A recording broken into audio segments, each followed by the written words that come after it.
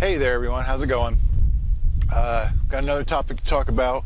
It's a little bit related to the recent topics. We're going to talk about evolution some, but it's also going to draw from some of our earlier topics, and it's going to, of course, talk about something that's very important right now when I'm making this video, and that's the evolution of COVID, or the COVID virus.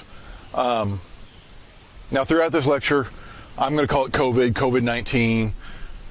There's different names for it. There's like official names or what, you know what I'm talking about. So I'm going to call it COVID-19. And we've talked about viruses, and let's talk about viruses in general first and talk about how they evolve.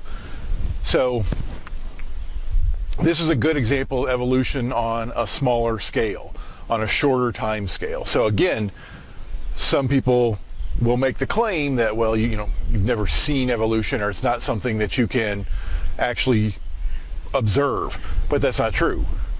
We observe the evolution of these viruses all the time, and you just extend this idea over a much longer period of time, and you still have the same process. And so this is very important.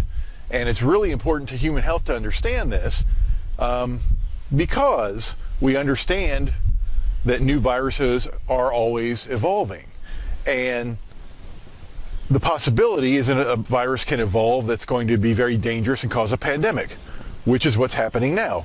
So realize that the first part of this lecture I made a couple years ago. So this is the sort of thing that biologists, we've been talking about for a long time, is that this is something that you would predict would happen, knowing what we know about evolution and viruses and biology. And so here now in 2020, this is what's going on. So we're having another global pandemic based upon a new virus that has evolved. And so we've been over this a few times, so I'm going to go over these first few slides quickly. Again, talking about the structure of a virus. We're going to talk about the flu virus first. And so the flu virus is 8 pieces of RNA enclosed in a protein coat. And then this protein coat has proteins studded on the outside. And so if your immune system has antibodies that match those proteins, then they'll bind to the flu's proteins, and then that's the first step to removing the virus. That's part of the acquired immune system that we talked about.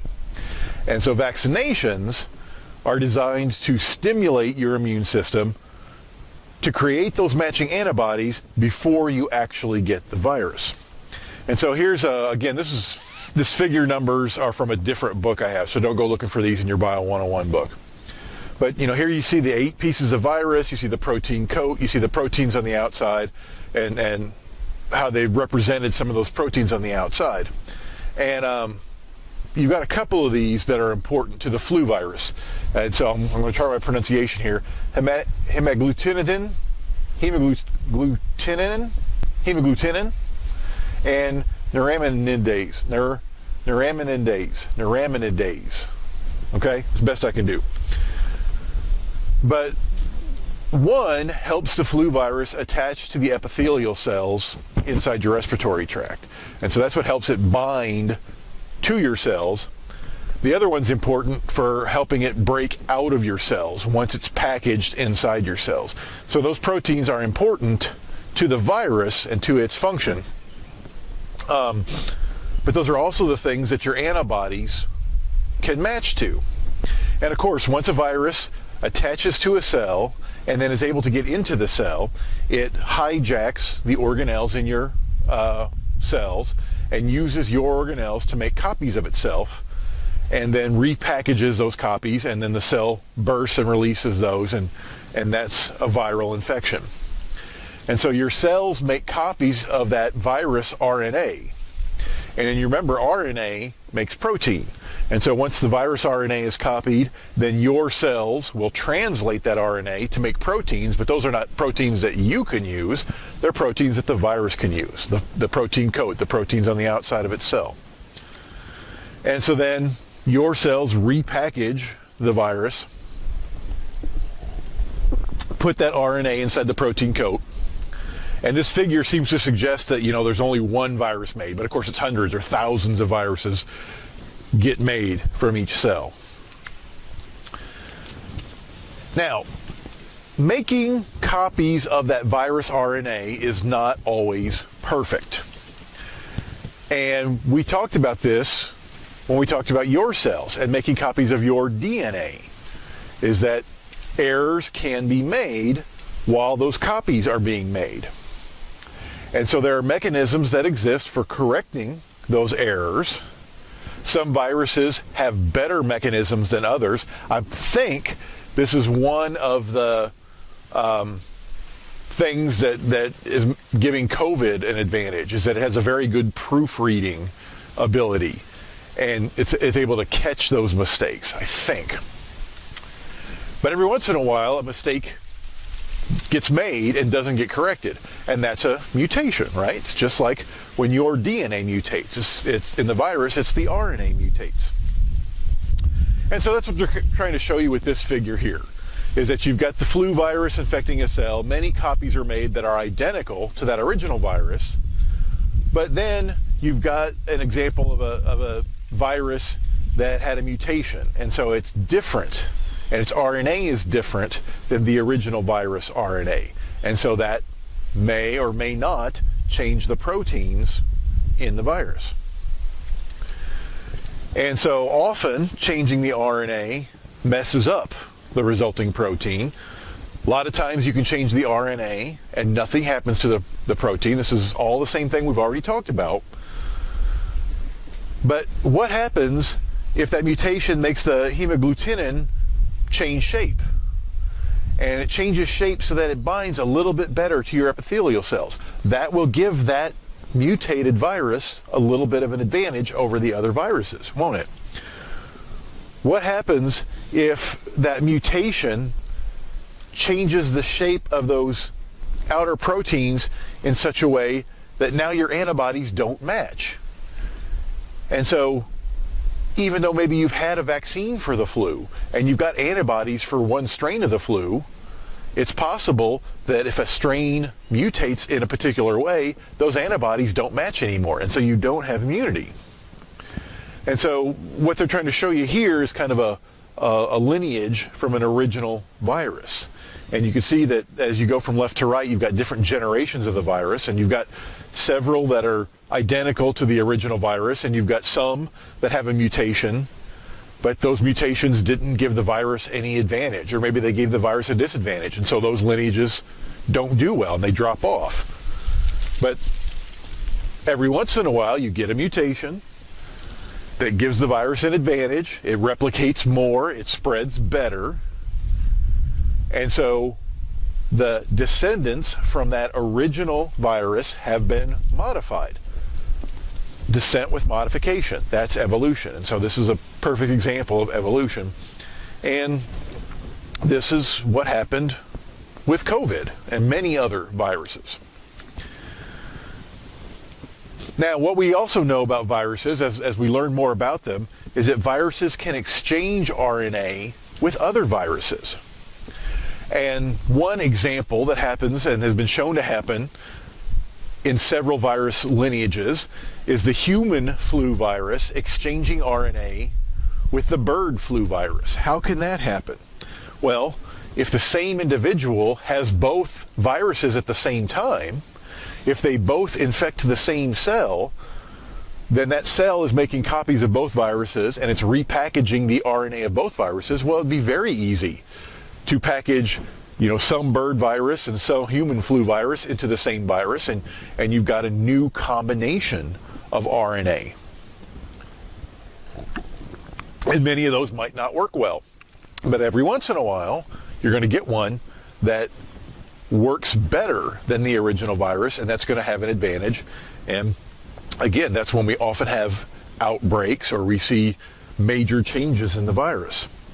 And so that's what they're showing you here in this figure. You've got, well, they're not really showing you, it's the same figure you saw before, but you get the idea.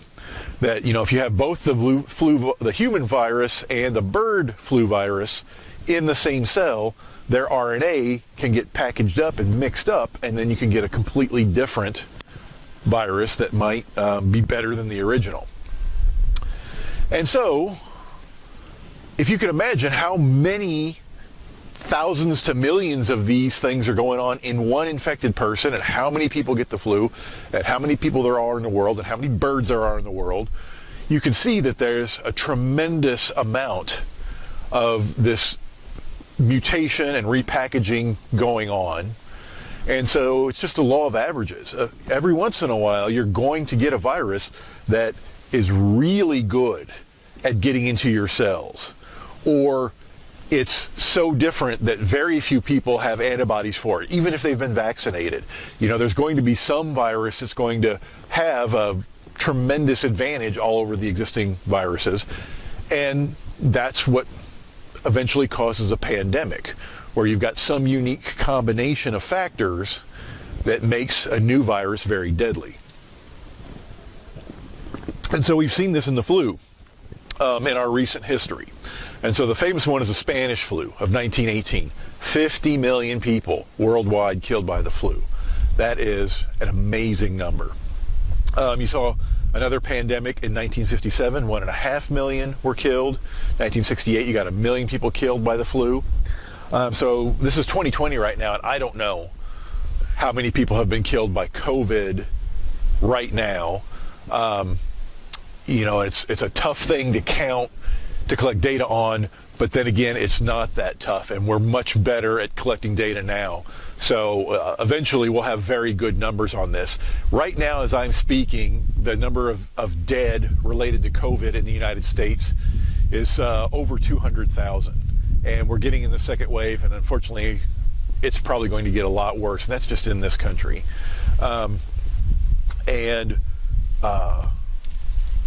So it'll be interesting to see how COVID relates to this. But this is an example of times when the flu has gotten so bad to spread globally and kill lots of people and cause a pandemic.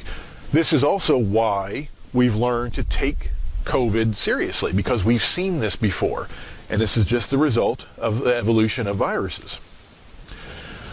Recently, before COVID, again, I made this first part even before we knew what COVID was. There have been some pandemics that we've seen. So in 2009, there was the H7N9 flu virus. Then it killed 280,000 worldwide. And so, as a side note, the H is for hemagglutinin, and the N is for neuraminidase. Those two proteins that are on the outside of the coat of the flu virus. So that's where the H and the N comes from. So the H7N9 was pretty bad. So one of the advantages we have now that we didn't have during those earlier pandemics is that we can easily, quickly sequence the genome of these different viruses, and we can learn how they evolve, and we can learn what makes some of them more virulent, more potent, and we can see how they change over time, and we can use this to understand them better. That's what this figure is trying to show you. It's just a phylogenetic tree showing the changes that occurred from the original virus that mutated, and it formed more virulent forms of this H7N9, and then how they spread around the world. And you can see how they, there's changes and branching and then more branching, and this is how organisms and viruses evolve. And so you can see all the different colors from the different countries, but each branch is a different form of the virus, and so these are all mutations that cause these. These are all changes. A lot of times the mutation is no good for the virus, and you can see lots of these branches just sort of die off. A lot of times the mutations occur in things that have no practical effect. They might occur and they don't change an amino acid, or they occur in a spot that's not really critical. And so you see changes in the virus's RNA, but you don't see any actual effect on the virus. But every once in a while, law of averages, you're going to have a few key mutations that make this virus more deadly to humans. And few people are going to be immune to it because they don't have the antibodies, or it's going to be better at infecting, or whatever. And so this is, again, what is happening with COVID. And so, like I said, we have the ability to look at these changes over time and how things get modified from, the descendants get modified. That's evolution. So to say that we've never witnessed evolution, we're witnessing it right here. The younger viruses descended from earlier viruses, but their RNA was modified. Descent with modification. Now, with the human flu, you should be getting a flu shot every year. And those flu shots are designed, again, to make your body produce antibodies before you actually get the disease.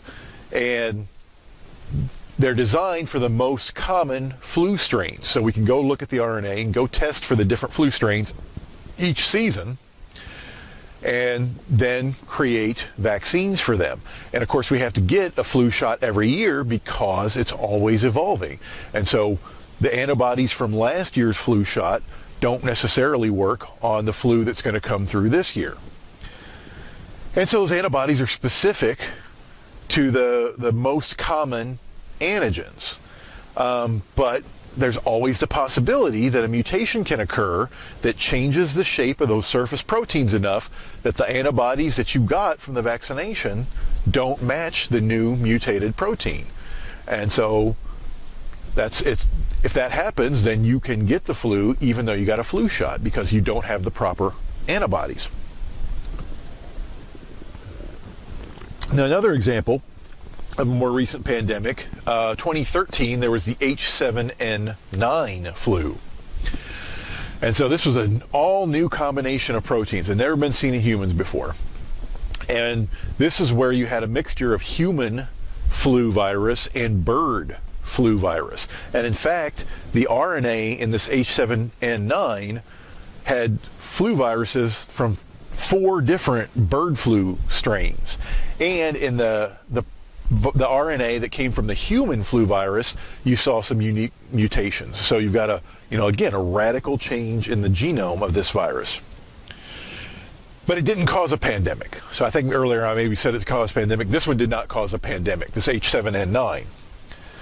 And it turns out that it binds very well to bird cells. And so it spreads very rapidly in birds and is very effective in birds. It didn't bind to human cells very well. So it didn't do a good job of infecting humans. Thank goodness. So it didn't get past human to human. But people who worked with birds and who were constantly exposed to this through the birds, because it did very well in the birds, they were at risk because, over time, eventually enough of the viruses could get in. And when they did, it was a very deadly virus. So it didn't infect people well, but people that got infected, about 1/3 of them died. So it was very deadly. And so it had the potential to be a pandemic, but luckily it didn't because it didn't bind to human epithelial cells very well. But it had a very big reservoir in birds. It was very effective in birds, and so there's a tremendous number of birds slaughtered to try to help control this, and it did. It worked. Killing a bunch of birds, kind of getting rid of that reservoir, stopped the spread from bird to bird, and eventually caused the virus to die off. And so it's the extreme version of what we're doing with COVID, as far as isolating and wearing masks and staying socially distant. We're trying to do the same thing. We're not going to start slaughtering people to try to kill the COVID virus, but we're looking for the same effect. Now, the thing is about that H7N9, it doesn't bind well to human cells, but by studying it, looking at the RNA, it only takes a single amino acid change would make it bind very well to cells. And so the right mutation in the right spot that changed the amino acid in a particular protein would make it bind very well to human cells. And then all of a sudden, you've got a problem. Well, that's similar to what's happening with COVID. And so this flu example, as you're well studied, it shows how things can evolve very rapidly. It is a perfect demonstration of what evolution is. And you just continue the same idea for other organisms over longer periods of time. It's the exact same thing. And that's how you can end up with very different organisms that have descended from earlier organisms. Okay, so I want to talk a little bit about the evolution of COVID, since that's the hot topic today, and really kind of just talk a little bit about the evolution and talk a little bit more about just what makes COVID unique and why is it so dangerous. And so we've mentioned this before in this class. This is not COVID, this is a SARS virus, but it's in the same class or the same family of viruses. And so you've got your protein coat, you've got RNA inside this virus again, and it's got what they call the spike proteins. And so it's similar to those H and N proteins we saw in the flu, but they're called spike proteins, but it makes it look like a crown. Corona means crown. That's why this family of viruses is called a coronavirus. So it's a different family of viruses than the flu virus. And so what kinds of things are caused by coronaviruses? The most common one is the common cold, right? And so that sort of is a clue to how this family of viruses is a little different than the flu. Like, you've all had colds. You probably get a cold once a year, a couple times a year for many of us. And so that shows that these viruses already are pretty good at being passed from human to human, but in general, they're not very deadly. I think there's something like 7 strains of this, and 3 of which are deadly, and 4 of which are not at all deadly, something like that. And they commonly circulate, not just among humans, but lots of mammals.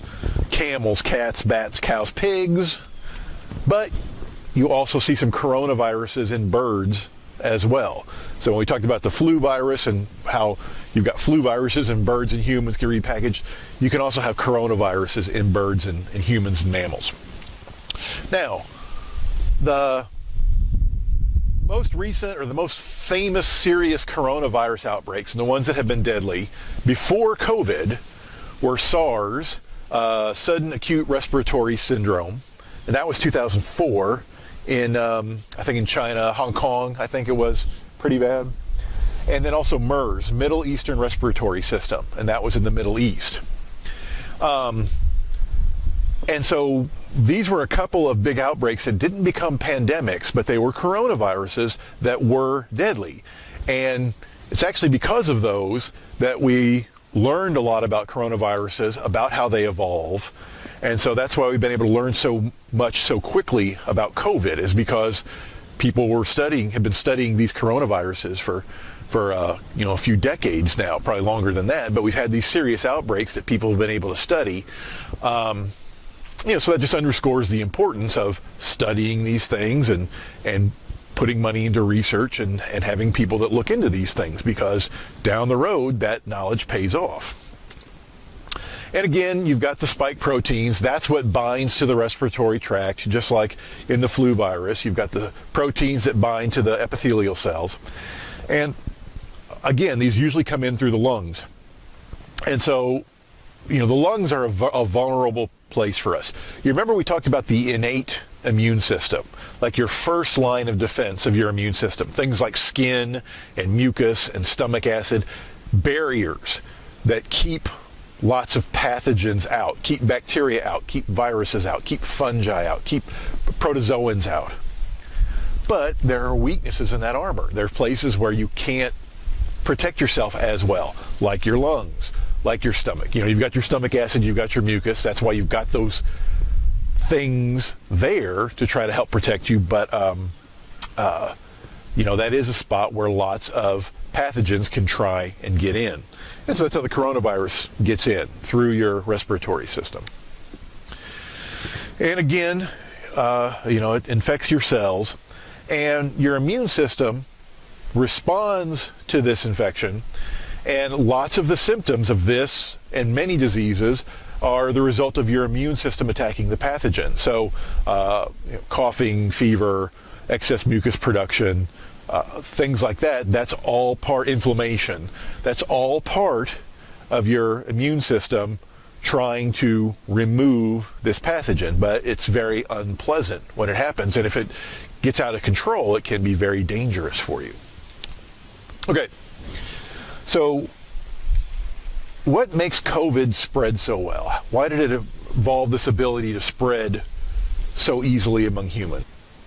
Okay, so I want to talk about some of the details of COVID-19, but I want to start with a caveat.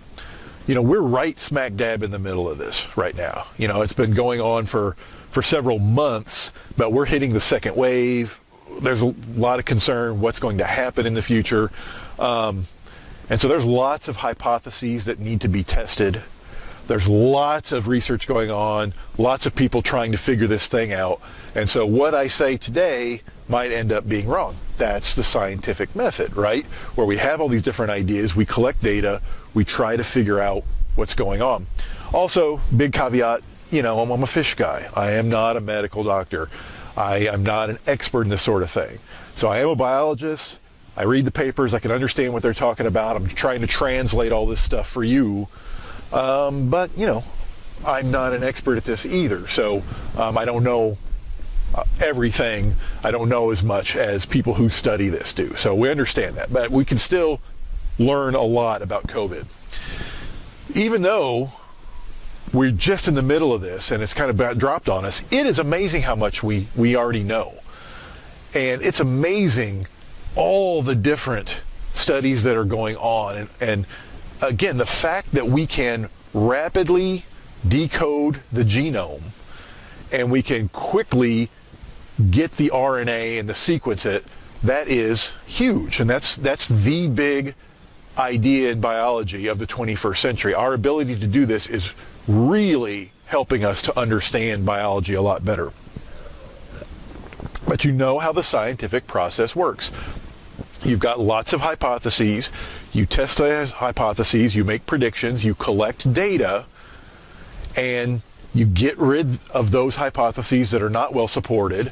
You weed out bad ideas, and eventually, hopefully, we've got a much better understanding because we've gotten rid of these bad ideas. And so you may hear contradictory things, or you may hear one day we suggest something and then we sort of change our mind. That's how the process works. But it's all based on, you know, people collecting data and having some evidence to support their claims. And so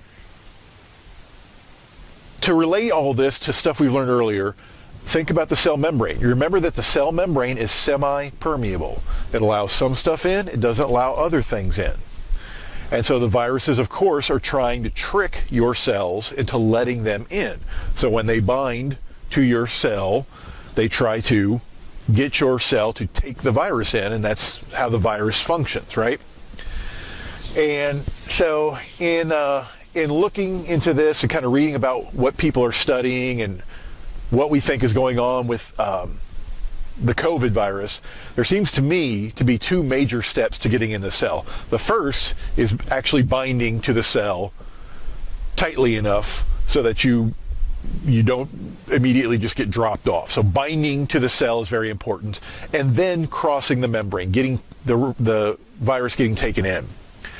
And those spike proteins on the COVID seem to be very important to this. And one thing that has evolved in COVID is they have a unique cleavage site. And this is unique. It's not found in the SARS virus. So you've got that SARS virus that is sort of a precursor. It's in the same family. It does not have this cleavage site. Somewhere there was a mutation that caused this cleavage site. You do see a similar cleavage site in some flu viruses, not all flu viruses. And so this is, we call that convergent evolution, when different lineages sort of land upon the same problem. So what is a cleavage site? Cleavage means cut, right? And so this is a site on the protein that cuts it into two pieces. And one piece is for binding. So you got a big protein that gets cut in two. And so one half of that protein is what is good at binding the cell. And then the other piece is what is good at helping the virus get into the membrane. So this may sound weird to you, but it's not at all uncommon. In fact, it's very common. So let me kind of go off on a path and then bring it back. You may remember that when we talked about DNA and genetics and things, that we said it's very important how you control the genes. You turn some on and you turn some off, meaning some genes get expressed, and transcribed and translated into protein, and other genes don't. And that's why you can have every one of your cells, which contains all your DNA, but your cells can do very different things depending upon what genes get turned on and when you turn them on and when you turn them off. Genetic control is very important. You remember we talked about promoters. And so if the polymerase can bind to the promoter easier, that it can transcribe the gene, and that sort of turns the gene on. Whereas you can inhibit that binding and turn the gene off. Well, that's only one way. There's lots and lots of ways that we can control turning genes on and turning them off. And this is one way of turning a gene off. It's called post-translational control. So the gene gets transcribed into RNA, and then it gets translated into a protein, but that protein doesn't do anything until it gets cleaved, or it gets a little processing done to it. Some amino acids get cut off, or it gets cut in a certain way, and then the protein changes shape and becomes active. It's just another way to control the expression of genes. And so we're seeing that in COVID, that it's got this protein that can get cleaved, can get cut, and that then allows the virus to attach to the cell and get in better. If that cleavage site doesn't exist, then it can't do either of those things very well. And so the cleavage site is recognized by an enzyme your body produces called furin.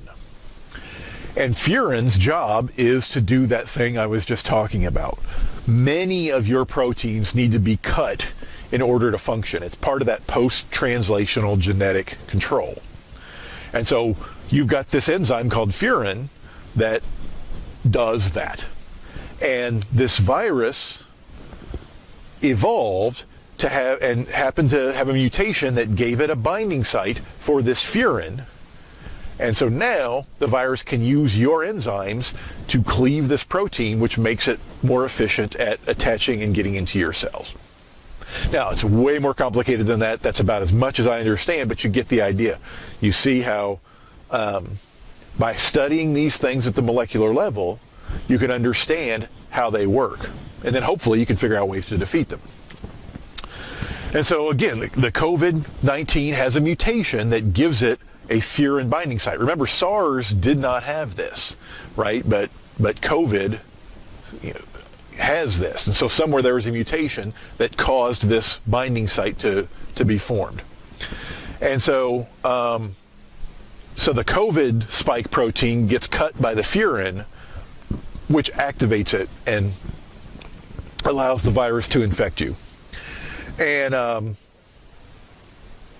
so human cells which produce furin are susceptible.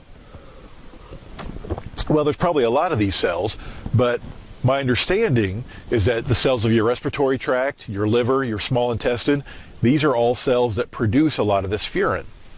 So that's why the coronavirus, the COVID virus, is good at attacking your cells, because it has this site for furin, and it's good for attacking your respiratory tract. Your respiratory tract produces this furin, which helps the virus attach and get into your cells better. But it's also why we're seeing multiple organ failure. You're seeing more problems than just respiratory problems with COVID-19. And this could be why. Again, we are smack dab in the middle of this, a lot of hypotheses, but this could explain why you're seeing other complications. This also means, that a drug that's designed to block furin, well, that, if you took a drug that sort of shut your furin down, then that would shut down that would make you less susceptible to catching COVID, but you need that furin, and there might be some unacceptable side effects. So you see how understanding and learning more about this at the molecular level, you can start to think about these things, and you can anticipate problems, and you can sort of weed out bad ideas.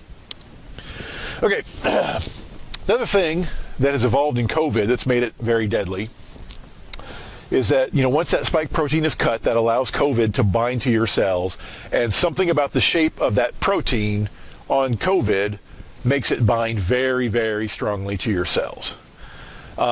Something like 10 times stronger than SARS. So it's really good at binding to your cells. You remember when I talked about, I believe it was the H7N9 flu that didn't really cause a pandemic. And we said, it binds very well to bird epithelial cells, not so well to human cells.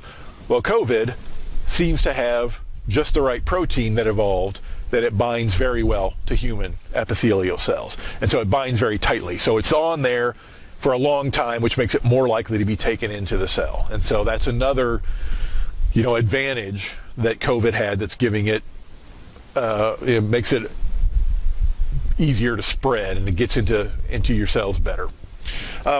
It seems to bind to the ACE2 receptor. And so your cells have other proteins on their surface. You remember, think about the cell membrane model we talked about, and it's got all these proteins on the outside, and some of those are called ACE2 proteins. And those proteins are important for regulating blood pressure. You've got ACE proteins and ACE2. If you've ever heard of ACE inhibitors, those are drugs you take to help with blood pressure. And so it seems like that COVID virus binds to these ACE2 receptors. And so that's another idea. Can we design a drug that inhibits the ACE2 binding? And so something that will bind to the ACE2 before the COVID can. And so then COVID can't bind to it, so then you don't get infected. Well, that could be a problem, right? These ACE2s are important to blood pressure regulation. And so if you have such a drug, is it going to have unacceptable side effects? But it may or may not influence blood pressure. But again, this is why we've got to study these things. Excuse me. And so there are lots of ways that viruses can get into the cells. And so the way COVID does it is just one way. But again, the point is understanding the genetic mechanism, understanding this concept of DNA to RNA to protein and how these things work, and studying things at the cellular and molecular level. This is how we can really understand these problems and hopefully, find a cure. Now, human behavior is also important to the spread of COVID, and we can talk about this a lot, but just a little background here. You're probably familiar with a lot of these sort of things. COVID first showed up in humans in a wet market in Wuhan, China, and that's pretty well established. What's a wet market? As far as I can tell, it's just like a farmer's market, right? We have farmer's markets, and it's just a place where citizens can go and sell things, and often they're perishable foods, and it's the same thing in our farmers markets. And in these wet markets, they tend to have more animals than we have at our farmers markets, and they're often slaughtered right there. They have sometimes wet things. They have fish and shellfish and whatever. So it's really no different than our farmers market. And sometimes they sell wild animals. And so it was at one of these markets where the virus jumped into humans. And as far as I can tell right now, that's about all we know. We don't really know exactly how. It is genetically very similar to a virus that's found in bats that live in this part of China. And so those bats are most likely where it started, or they're a big reservoir for this, but then it was able to mutate and somehow get into humans. some evidence, at least things I read, said that, those bats that carry this were hibernating at this time. And, would there really be people selling bats at a wet market? So I don't know. I haven't seen anything to explain this. So it's possible that there's a different animal, like another animal that passed from the bat to this animal, and that's how it got to the humans. As far as I can tell, this has not really been well worked out. But again, by studying the sequence and the genetics of this, you can sort of figure out where the virus came from. And this is a very common thing, viruses moving from other animals into humans. And those are called zoonotic infections. And viruses jumping species is a very common thing, and that's where a lot of our, we can trace a lot of our diseases to other animals. And so wildlife and captive animals can act as reservoirs. And so when you have these high density captive animals, that's really a good way for viruses to pass, amongst all those animals, and there to be a lot of viruses. Wildlife can do the same thing. And then if you've got these captive animals, or if you've got humans that are working with these animals, then you're much more likely for it to jump into humans. And the example is the H7N9, right? It was efficiently passed in these birds, and you had high densities of captive birds, and that's where the reservoir of the virus was. And so people working with those birds were the ones that were catching this disease. So slaughtering the birds was the answer. The sort of thing that we're going to see more and more of, right? You got more humans, and we're destroying more wildlife habitat. We're spreading out. The wildlife doesn't have anywhere to go. We're creating more high density animal populations. This is the sort of thing that's not going to go away. You're going to have these zoonotic infections. You're going to have these viruses in other species, and humans are going to be interacting with them. And so that's something that we're going to see more of, I think. Okay. Now, the virus is just like a lot of parasites. It doesn't necessarily want to kill its host. It wants to keep the host alive because that helps it spread. Eventually, the host's immune system is going to eradicate the virus. And so viruses have evolved to spread to other organisms. And so COVID and a lot of coronaviruses, they spread by aerosols and surface transmissions. And so when someone coughs, when someone sneezes, and they've got the virus, and you've got tons, millions, billions of live viruses then get sprayed out, and then if they get inhaled by someone else, that's how you pass it to someone else. Right now, when I'm making this video, it seems that surface transmissions are not as critical as person to person. The most common way that this COVID seems to get spread is person to person. And what is, many of you probably know, what's a big problem with COVID is asymptomatic people are shown to be a significant source of spreading. I think most of the time the people who are spreading it are symptomatic, but you see a lot of people who are spreading it and they have no sign that you even have the disease. So you can't tell if someone has COVID. And so that's why things like masks and quarantine and social distancing and washing your hands, that's why it's important. These are how viruses spread. And we've known that for ever, right? Why do surgeons wear masks when they do surgery? Why, it's something that's known to help stop the spread of these. And so until we have a vaccine or we have medicine, until we have some way to help people not catch this disease, we need to do these sort of things to keep it from spreading. That's simple. This is something that we've known for a long time. Okay, so that's a little bit about why it spreads so easily, but what makes it so deadly? Why is the mortality rate so high with COVID? So the earlier examples of coronaviruses that I mentioned, SARS and MERS, they were very deadly. They were more deadly than COVID. And so once a human caught them, they were more likely to die, but they didn't spread as easily. COVID spreads more easily than those. COVID spreads, similarly to the flu, as far as we can tell, but it's more deadly when you catch it. And most of the data is backing that up, that it has a higher mortality rate than just the regular flu. One of the things that happens to people who get a serious COVID infection, so lots of people get it and have mild symptoms, but the people that get it and get very intense symptoms, and the people that end up maybe dying from it, you often see a cytokine storm. And so this may be a term that you've heard associated with COVID. So going back to our immune system, cytokines are chemical signals that are important to your immune system.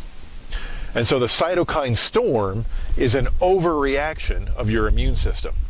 These cytokines are like hormones. It's chemical messengers. That's how cells talk to each other.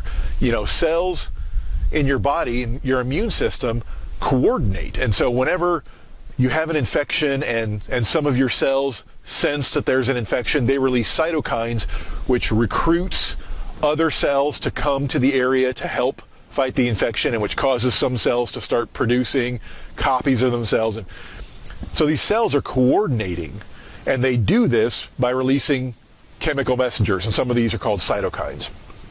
And so COVID-19 seems to show a huge cytokine response, and it can get unregulated, an over-response of cytokines. And so this is an over-response of your immune system. Remember, we said that a lot of times the symptoms of a disease are actually your immune system trying to fight off the infection. And so if you've got all these cytokines and too much, you get an overreaction, and it seems to me a huge part of this is inflammation. The inflammation response is an important part of your innate immune system response. Like, the inflammation response is to try to help contain an infection to a certain area. But if you have huge amounts of inflammation, especially in the pulmonary system, in the lungs and in the heart, that can cause cellular damage, and that is what seems to be an important aspect of the deadliness of COVID. And so this excess inflammation caused by these uncontrolled cytokines, that may cause tissue damage. And so, again, this is just what I've been reading and what I've been hearing. We may find out something completely different, but this is at least one thing that seems to be a factor in COVID-19. It's not just the lungs. There's a lot of people are seeing heart damage and things like that. And so, why is COVID killing so many people? You've got a high mortality rate, and you get a lot of, it's easy to spread. You get a lot of infected people. So you put those two things together, you're going to get a lot of total deaths. I don't know what the worldwide total is right now. Again, as I'm making this video, we're starting to see another upswing. Like in the United States right now, it's 230,000. It's a lot of deaths, and it's just going to get worse.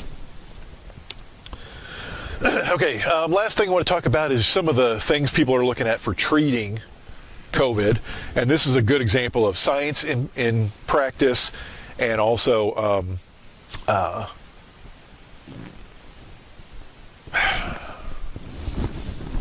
that's no good.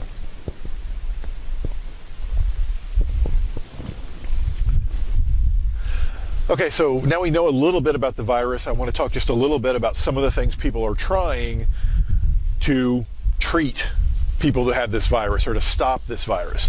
And so this is a good example of science in practice right here. So, the more that we know about it, the better our chance of being able to treat it. We talked about, inflammation might be an important aspect of the mortality of it. So things like steroids to help reduce inflammation. I know that there's been some evidence to suggest that that's a good course of treatment. Lots of the treatment we have now is to just help the patient until their immune system can eradicate the virus. And that's what a lot of medicine is. It's just trying to control the symptoms until your immune system can get rid of whatever is infecting you. And that's what a lot of the treatment for COVID is right now. We are starting to see some antiviral drugs. Antiviral drugs are not very common. They're not as common as antibiotics. So antibiotics have been around a long time and have been very helpful in human health. Those kill bacteria, bacterial infections. Drugs and medicines that stop or kill viruses are much more rare. But we're starting to see, the FDA has allowed for a few of these things to be tried on an emergency basis, but there's still a lot of testing that needs to go on to make sure that they work and that they're safe. The one that's getting a lot of publicity right now as I'm making this video is Remdesivir. I think is how you would pronounce that. And that's the big one. We'll talk about that in a second. There's other drugs that are being tested that sort of influence COVID's ability to bind to cells and things like that. So by knowing how the virus has evolved and how it infects your cells, now you can start to think about different places in that process where you can have a drug that will inhibit the virus. But you also have to think about other side effects like we talked about earlier. So this Remdesivir has a lot of promise because it's got some very good evidence that supports it. And so the most common one is an experiment that was a double-blind, randomized, placebo-controlled experiment that suggested that patients that took this drug recovered quicker and got out of the hospital quicker. And so there's a lot of things here that are positive about this study. For example, you see I say N equals 1062. The N size is the sample size. So that's the first thing. Whenever you're trying to test a drug or do some experiment, if you only have 1 or 2 patients, that's a very small N size. And it's very hard to make conclusions. It's very hard to trust conclusions from such a small N size. But this has a pretty good sample size there. The patients, so it's randomized. That means the patients were randomly split into 2 groups. And so, if you decide, you're going to this group, you're going to that group, every human has biases, even if you don't realize you do. And so it's very possible that if you pick who goes into which group, you could subconsciously be picking one type of person for one group and one type for the other, and that could explain differences, not the drug. So randomization is very important. So they randomly decided who's going to go into each of the groups. One of those groups got the drug, the other got a placebo. You've probably heard of placebos before, sugar pills. Placebo is Latin for I shall please. And what this is it looks like the drug. Everything is the same, but it just doesn't have the drug in it. And so the pill looks the same. You take it the same time of day. Everything is the same, but it doesn't have the drug. Well, that's because your mind is very powerful. And so if you think you're getting the drug, sometimes your body can respond as if you got something. Sometimes your body can change. The placebo effect or the psychosomatic effect. We know that this is very, very common. And so if you tell people they're getting a drug, or if someone knows they're getting a drug, often their behavior will change. Or subconsciously something will change. And so if nobody knows if you're getting the drug or not getting the drug, that's the best way to test the effect of the drug. And finally, it's a double blind, which is a very good experimental design. What this means is not only do the patients not know if they're getting the drug or getting the placebo, but the person giving it to them, the doctor who's administering the drug or placebo, doesn't even know. And so in a double-blind experiment where neither the patient nor the doctor knows who's getting the drug and who's not getting the drug, then everybody's going to be treated basically the same. And so if everything is the same between these 2 groups, except one gets the drug and the other one doesn't, if you see a difference between the groups, then you're much more confident that the difference is due to that drug. That's a good experimental design. And that's the kind of study that suggested that this Remdesivir is better, works because the people in the group that got the drug left the hospital a lot earlier. And so that would be a happy ending, except, I read the news today, and there's a different study that suggests that it has no effect on mortality. And so this is a study done by the World Health Organization, and it's what they call an open label test. And from what I can tell, that's not a double blind. Like the people who got this treatment knew they were getting the treatment. And so it's a little bit different experimental design. I don't know enough about this science to really critically evaluate it. It has not, whereas the study I just described for you has been peer reviewed and published. This one has been submitted to peer review, not yet published.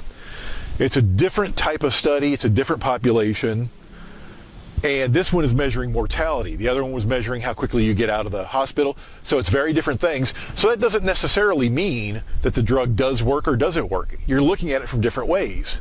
But this is why you have peer review. People who are experts in this are critically taking a look at this study and deciding if it's a good study or a bad study. And a person who doesn't study this, who just wants to get rid of this COVID, may hear these sort of new things on the news and just go, what am I supposed to believe? One study says it works and one study says it doesn't work. This is science in action. You know the scientific process. This is different hypotheses that are being tested in different ways, and then it all being critically evaluated by many people before it's decided whether or not it's quality work. That's the scientific process. And it works. It eventually weeds out bad ideas, and hopefully when we get through all this, we'll have a very good idea of what drugs work and what drugs don't. And so if you understand this process, then you should be less frustrated by what seems to be conflicting reports, and you should be more hopeful because you understand that the process, this is part of the process, and the process works. Again, I don't know of any other process that does as good a job at figuring out the natural world, or that figuring out medicine or treatment, right? Science seems to consistently be the best way to figure these things out. Is it perfect? Absolutely not. Does it always get it right? No. But it's better than anything else. Okay, so what's more interesting to me is how these things work. So how does this Remdesivir work? It's pretty cool. It's pretty clever. It's, again, by understanding how the whole process works, you can come up with these drugs. Remember that COVID is an RNA virus. I think they're also called retroviruses. And so its genetic material is RNA. So when it wants to copy itself, it needs to make copies of RNA. Well, your cells are good at making copies of DNA, right? Because that's your genetic material. Your cells don't make copies of RNA, right? You make your RNA from your DNA. So these type of viruses need to have something that copies their RNA. And so they have their own polymerase. And so on that RNA, one of the genes that gets transcribed makes a polymerase, which is designed to copy viral RNA. And so this Remdesivir mimics an RNA nucleotide, specifically the A nucleotide, I think. And so when the virus its polymerase is reading an RNA and making a copy of that RNA, whenever it needs to stick an A in, it grabs this Remdesivir instead of a regular A RNA nucleotide. And I don't know, I haven't been able to figure out the exact details, but when this false nucleotide gets incorporated into the growing RNA strand, that somehow gums up the works, for lack of a better word. And so the polymerase is unable to successfully copy the RNA because it's got these false nucleotides that get stuck in there. That's pretty clever if it works. But the advantage here is it doesn't inhibit the host polymerase. So you need your polymerase to copy your DNA when your cells divide, you need a polymerase to transcribe RNA from DNA. So if this drug inhibited those, that would be a pretty bad side effect, but it doesn't. Pretty cool. If it turns out to work, we need to keep studying it. Now, the other thing that we're spending a lot of, we're trying to ramp up very quickly is finding a vaccine. And so this is a topic that we could talk about for a long time. There's some belief that vaccines cause autism, and vaccines are worse than the disease. Do vaccines cause autism? No. It is the opinion of the scientific community, the people who do this for a living, that vaccines don't cause autism. Now, if you understand the history behind this idea started with a single study that was very flawed, that suggested a link between vaccines and autism. And it was flawed, think about that study I just described where it was large sample size and double-blind, placebo-controlled. This study about autism and vaccines had none of that. It was a very flawed study. And since has been shown that the authors faked data, the study has been retracted. That's the only link that's ever been shown between vaccines and autism, and it wasn't even a real link. It wasn't a good study. And lots of people have been trying to study this and trying to find this link. Because if there is such a link, that would be important to know. But no one else has been able to find a link. The evidence clearly shows, as best as we can tell, that vaccines do not cause autism, and it's just something that is not worth worrying about. And so vaccines are our best defense against COVID and lots of other diseases. And so there's lots of groups that are working on creating a vaccine for the COVID virus. Just some interesting things that I found when I was researching this. There's a group that's using tobacco plants to make a vaccine. So, this being Kentucky, we got to talk about tobacco, right? But this is describing a technique that I talked to you about earlier in this semester, genetically modifying the tobacco plant. And so first, you genetically modify an agrobacterium. That's a bacteria that we talked about earlier that's real good at transferring DNA to its host. So you put this COVID-19 gene into the agrobacterium. Then you infect the tobacco plant with that bacterium. And that bacterium is real good at transferring DNA to its host, so it transfers that COVID gene to the tobacco plant. The tobacco plant is now genetically modified. It's GMO tobacco, and it produces this COVID-19 nucleoplasmid. It's just one of the proteins that are important to COVID, but it's just that protein, not the rest of the virus. The tobacco plant is able to produce this COVID protein in copious amounts. Why? Because of the universal genetic code. All living things use the same genetic code. So once this gene gets into tobacco, the tobacco's real good at producing the resulting protein. Well then, you can cheaply, quickly produce tons of this COVID protein, but just that coat protein, that nucleoplasmid, nucleocapsid protein. And so then you can harvest that protein, inject it into patients, their immune system will react to the protein, the patients don't get sick because it's not the full virus. Now you've got antibodies for COVID. If you actually do get COVID, you've already got the antibodies. That's a vaccine. But they're using tobacco to produce it. Pretty cool. Tobacco's got a long way to go to make up for all the other bad stuff it's done, but hey, right? Good for them. A different vaccine that people are working on uses a piece of RNA. And so the vaccine is actually RNA. But this RNA gets into your cells translate it, and so your cells make protein from this RNA, and this protein is similar to those spike proteins in COVID. Same thing. Now you have those foreign proteins in your cells, your body reacts to them, produces matching antibodies, but you don't have the virus, you don't get sick. But then if you do get the virus, you've already got the matching antibodies. And so that's pretty cool. But you see how You see the method to my madness? You see why I've been talking about this stuff all semester? Because once you understand that, now you understand a lot more. Okay. This has been a long one. I dig it. Hey, this is a big problem. And the upside of this COVID is it helps to solidify a lot of the things we're learning in this Bio 101 class. Bottom line is, this is a very unique time, okay? It's unique in that we got so many people and people move around the world, and so diseases can spread very quickly. But it's also unique in that we're learning more and more every day. We're understanding more about these diseases, the more we unlock the genetics of them.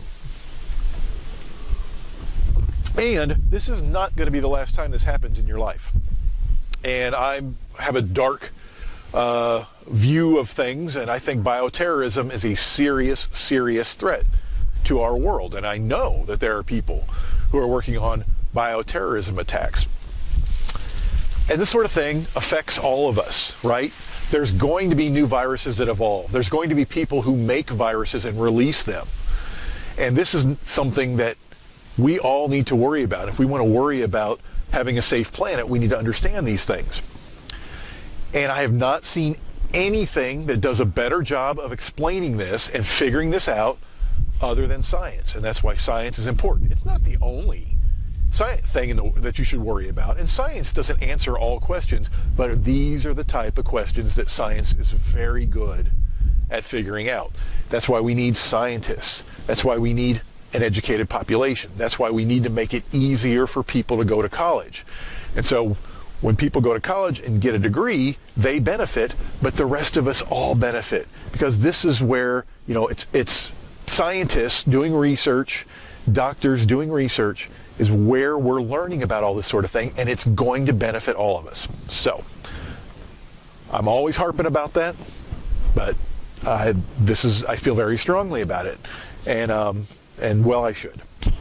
Anyway, last thing I want to show you. Again, I make a big point about why do you believe what you believe, and why do I believe that science works, and why do I believe in these things that I told you. What I tried to do is not just read a news article, but I tried to go, and most of these are the primary literature. So I tried to go find the peer-reviewed literature and read it, and to make sure that what the news article said is what is actually in the study, and that's where I learned a lot about this. It's very fascinating. But you know, it's important to know your sources. It's important when you talk about things to know where your information comes from and why do you trust that information. And so you know where these peer-reviewed studies come from. You know this process, and so that's where you can decide, hey, do I, you know, trust this information or don't trust this information? I do trust it personally. You got to make that decision for yourself. Anyway, you know, very little of this, if any of this, is in your book because your book was written way before COVID. So I wanted to make sure to include a lot of my sources here. So if you get a chance, you know, go to these links and take a look at some of these articles and see where I got this information from. So, okay, that was a lot. I dig it. But, you know, this is a very important topic, and I just could not pass it up. Again, the caveat is I'm a fish guy.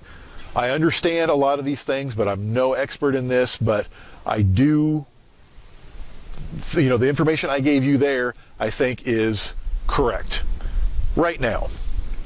We might find out different things in the future. But anyway, you know, let me know if you've got any questions. That's all I have right now. So I'll talk to you later. See ya.